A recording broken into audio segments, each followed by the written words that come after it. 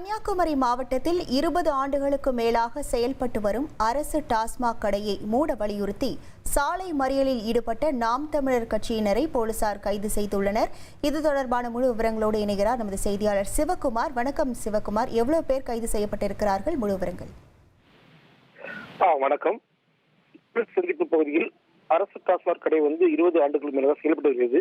இந்த கடையில் தனியார் பார் நடத்தும் பார் இதை கண்டித்து இவங்க என்ன பண்ணாங்கன்னா, மதுரை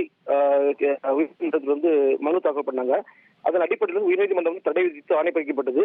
நாம் தமிழர் கட்சி போராட்டத்தின் பின்பு மதுக்கடை பார் மூடப்பட்டது. இதனிடையே மதுக்கடையை மூட வேண்டும் என்று நாம் தமிழர் கட்சியில் கோரிக்கை விடுத்து வந்தனர். இது தொடர்பாக ஏற்கனவே 2 முறையாக நாம் தமிழர் கட்சியினர் போராட்டம் நடத்தினர். இந்நிலையில் இன்று நாம் தமிழர் கட்சி டாஸ்மாக் கடையை முற்றுகையிட்டு போராட்டம் நடத்துவதாக அறிவித்து இருந்தது. இதனால் டாஸ்மாக் கடை முன்பு போலீசார் குவிக்கப்பட்டிருந்தனர்.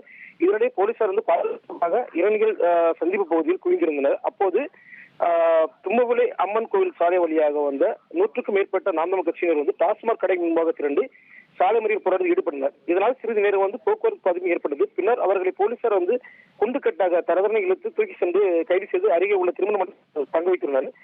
இதனை அடுத்து டாஸ்மாக் கடை இவங்களை கைது செய்தது அப்புறமா டாஸ்மாக் திறக்கப்பட்டது. இதனால் அப்போது ஒரு பரபரப்பான சூழ்நிலை ஏற்பட்டுள்ளது. உங்கள் விவரங்களுக்கு நன்றி சிவகுமார்.